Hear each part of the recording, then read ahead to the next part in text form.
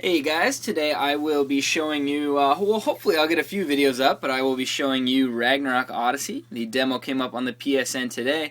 Not the only Vita thing to come out today. Lots of good stuff actually. We have Wipeout 2048, which I have picked up. I have here the Ragnarok Odyssey demo that I'm going to show you, as well as Star Strike Delta. Pretty excited to show that one off too. But anyway, let's get right into the Ragnarok Odyssey demo here.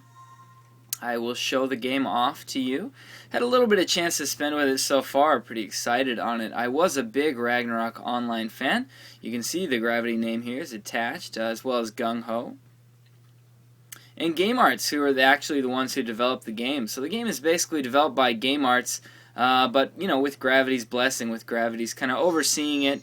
It is a Ragnarok product, not just the name slapped on there, but you'll see as I play the game, if you've played Ragnarok Online in the past, you'll see a few things in there that will remind you of Ragnarok Online. So yeah, this is a pretty fleshed out demo. I'm pretty surprised with it so far. There are 3 full quests you can take on, but yeah, it lets you start out by creating your actual character. So let's quickly go through and create a character. I'll show off some of the features of character creation here. You have, choice between a man or a woman here. I picked a girl for my first character, so we'll go ahead and pick a guy for the second character here. Skin color. So, you know, you've got the typical variations all the way from incredibly pale to incredibly dark. I will just go with the default skin color here. Face type, obviously, I'm going to go through character creation quick. You can have a lot of fun with this if you want. Why don't we go this crazy anime-looking style here, huge eyes.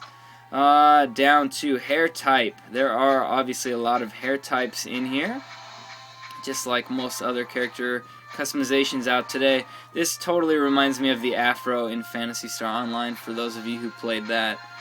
Pretty cool. Let's see, well, why don't we go with spiky, slick back hairdo like this. Hair color, and you can basically pick from, you know, a range of every color out there. We will go with, well, whatever. Why don't we go with that color? Sure. Sounds great. You have a choice between 3 of the job classes. These are not all of the job classes in the final game, but we have Sword Warrior, Assassin, and Cleric. So there we go. I believe Cleric and Assassin were the actual names in the English versions of Ragnarok Online. Sword Warrior, I believe, was not the name. Swordsman, I think, was the actual name in the English translation. Anyway, that's what this would be. Let's go ahead and pick Sword Warrior. I picked Assassin for my first character, so let's check this out. Yeah, you've also got a choice here of color, obviously. No big deal. Why don't we just go with that one? And then voice type.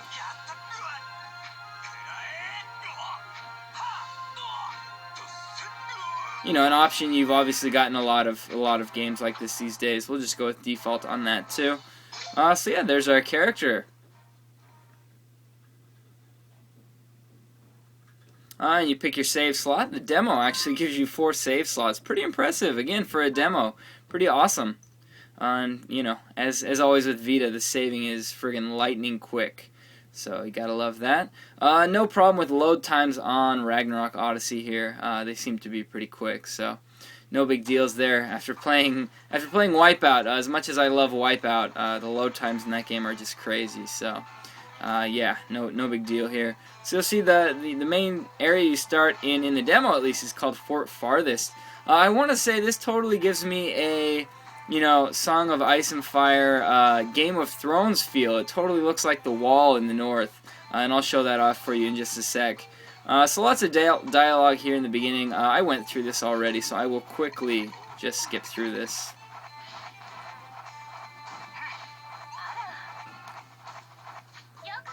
But it is the pretty typical, hey, welcome kind of dialogue here. So there we go. I'm in the guild here. You have 3 Khafra women here. If you've played Ragnarok Online, you are very familiar with the Khafra. So the first one over here is for card slotting. I can't use her in the demo, unfortunately. There's no card slotting in the demo, but there will be lots in the full version. That is a very big feature of the game here, as well as was a big feature of Ragnarok Online. So if you've played Ragnarok Online, you are very familiar with card slotting. If you haven't, cards are basically dropped off of every enemy out there as rare drops, and cards can be used to slot into weapons and armor to give you stat bonuses. I love these games where you have the, you have even common enemies that you kill all the time have very rare drops. As you're going back through, new levels and things like that, you can actually get some pretty decent drops. I love that kind of, option. It makes you just want to keep playing the game. Even if you're doing something very simple, you always have the chance of getting a rare drop. That is great. Kafra in the middle here, I will actually talk to her. She sells items. So I will buy some items here. We'll just get some potion S's here. And you'll see I can register them to my palette. Yeah, I think that'll be good for now, actually. That should be fine. So we'll go back. And I'll show you how all that works once I go out and battle. And then the Kafra on the right here is the one to accept quests from, who I will obviously show off in a minute. But for a second, I will just roam the town real quick so you can see at least what the starting town here looks like. I'm not sure. Maybe you will. Maybe you won't go to farther places in the game. This right here is the guild, very much like Monster Hunter. This is the guild where you take on slightly harder missions. Even when you play them single player, they are designed as multiplayer missions. That is what the game told me. So yeah, these are the missions. They're guild quests, basically. The town here itself is very small. It's kind of like a little outpost, basically. But you can kind of see the wall up there in the background. Honestly, it reminds me of Game of Thrones, totally. So pretty sweet. You have some merchants out here, but they will all tell you the same thing, and that is, hey, you are playing the demo version, so sorry. There's not much I can do for you. So anyway, we'll pop back in. I will take the first quest, and I will show you through the first quest. So again, she is the quest Kafra, at least for the demo. This could definitely change in the full version of the game. We just don't know yet. At the beginning of demos like this, it tells you, hey, some of this stuff will be completely changed around in the full version of the game. And another thing that's interesting is pretty much every NPC in this demo reminds you that you're playing a demo version. So this isn't just a little clip cut out from the game. This is a designed demo of the game. Even right here, these are called demo version chapters. So it's not like, these are an excerpt of chapter 1 or something like that. These are demo version. This is the demo version chapter. So yeah, we've actually got 3 quests here, and I will go through all 3 of these in separate videos. The first one, though, I will go through on this video, and that is, kill 30 orcs. The second quest is kill the Orc King, and the third quest is to kill Skull, a boss named Skull. And the difficulty goes up 2 stars to 3 stars to 4 stars. Each of the quests has a 20-minute time limit here. So I will show you through the first quest, which is to kill 20 orcs. You take the quest and pop out the door here. Very Monster Hunter-y there. You will see, though, that the game plays a little bit more like Phantasy Star, online universe, in that most of the enemies that you will be killing are smaller enemies. And there's the Ragnarok influence a bit. You'll see I'm on Edaval Plain, but those are pourings. If you've played Ragnarok, obviously you know what a pouring is. So yeah, it gives me a little bit of information on lock-on, things like that. Basically, if you hold L, you can lock onto an enemy. It will display using these symbols how far the enemy is away from you, and it will display using these symbols how close the enemy is to being stunned. And when an enemy is stunned, you can knock them into the air. Pretty basic. So anyway, let's go ahead and kill some pourings. I just got my first item. One thing I like so far about the game that shows us in the demo is each of the items that are dropped is displayed in a different kind of indicator here. So you'll see green items, this will restore your hit points a little bit. Orange items will make your attack power go up for a little while. This blue star restores tension. This blue box here, this is a, what do you call it, a material item. Something that you would use later to make something. So things like wood or, things like that later are used for synthesis. The sword icon here, these are weapons and armor, things like that. Pretty cool. Yellow gems here restore action points. Blue gems here, they give you a little bit of an increased defense for a little bit. Purple boxes, these are items required by the quest, so they look like that. And then cards. Again, I talked about cards a little bit earlier. They look like cards. Hey, what do you know? Very cool. Anyway, I will roll through here a little bit. You know, not worrying too much. Again, the objective of the quest is to kill 20 orcs. These are pourings. I will just show a quick layout. Triangle does this kind of basic attack. Circle does this attack, which is basically a knock-up attack. It stuns the enemy, and then once you get them to a certain point, you can knock them up in the air. Square dashes. X jumps, and you can air dash as much as you want before you fall to the ground or while you fall to the ground. You'll see down here the potions that I bought recently are shown here. Quick tap on there will use the potion. I can also, if I don't want to use the touchscreen, hit select and then use circle to use the potion. So far in this game, I have pretty much learned that everything you can do with the touchscreen, they've pretty much found another way to do it as well, which is pretty cool. A lot of people out there don't like using the touchscreen, so... Anyway, again, I'm on a 20-minute time limit here. This just talks to me about lock areas. Basically, the idea is if you have a cage around you, kill all of the shit in your face and you will break the cage. Pretty simple, you know. I'm pretty sure a lot of you out there already kind of know this system. And as you would imagine, the left analog stick moves you around. The right analog stick controls the camera. A quick tap of the L button will put the camera behind you. This is stuff that Monster Hunter, you know, did a very, very long time ago. Holding L down locks onto an enemy. Once you're locked on, you can let go. And then giving it a quick tap again will release the lock on the enemy. However, a very quick tap will just change the lock on. So a little bit of a tap will release the lock on, but just very quickly tapping L will change the lock on to the enemies around. You can touch the map here to see the map for the full area. Anyway, hope you got all that. I will show you through the rest of this first quest here. These enemies are too weak for me to shoot up into the air, which is a big feature of Ragnarok Odyssey. So I will get to the next area and show you that.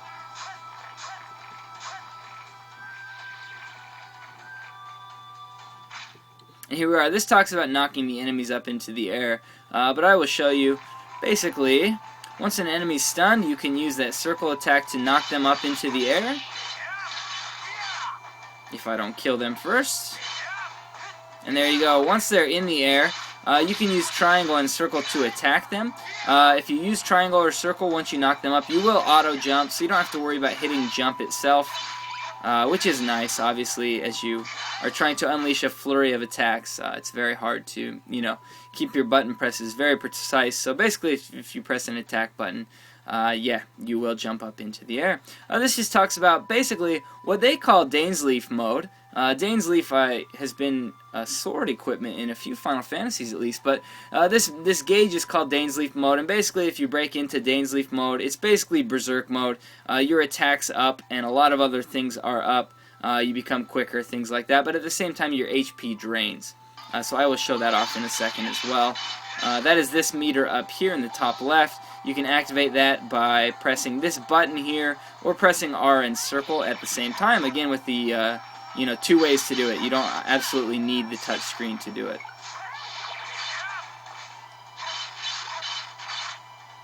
And again, yeah, juggling in the air is a big thing in the game, and then shooting enemies down onto other enemies will actually stun them. So that will be a big thing in the final game.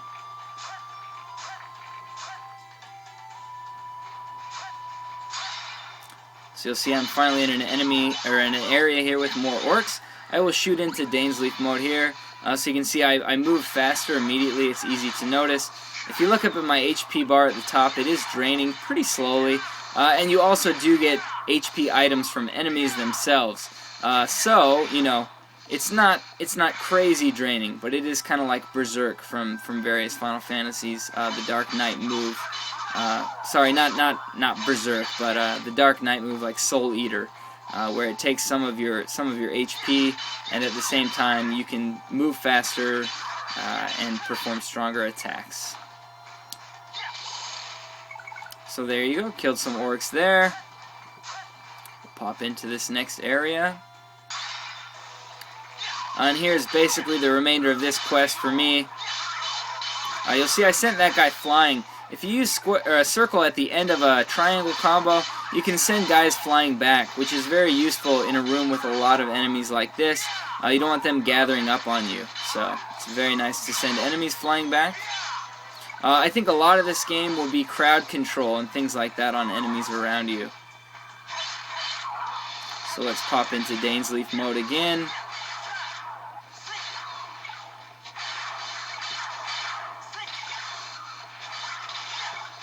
And yeah, down here it tells me how many I have left in the bottom left there. I have 6 orcs left to kill for the mission. And if you've noticed over here, it tells me how long I've been chaining. That's chaining the number of hits.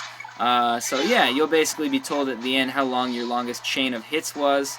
And yeah, things will be based on that as well.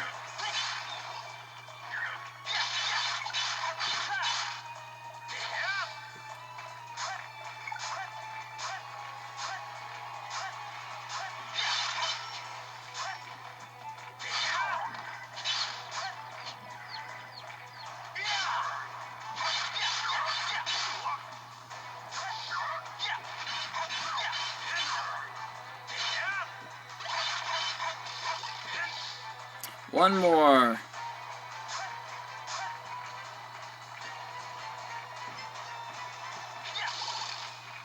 And obviously there are boxes and things like that laying about the area. There he is.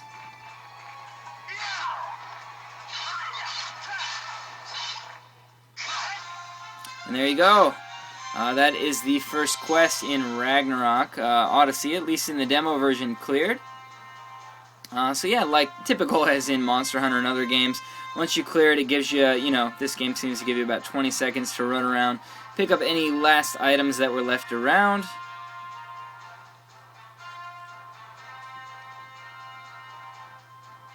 There you go, 5-minute, 51-second clear time. My max combo there was 29 hits, killed 49 enemies, I didn't die, and I got 1,000 zenny for my trouble. So there you go, and yeah, it prompts you to save. Quickly save. You can see how quick that is. Very, very quick to save data there.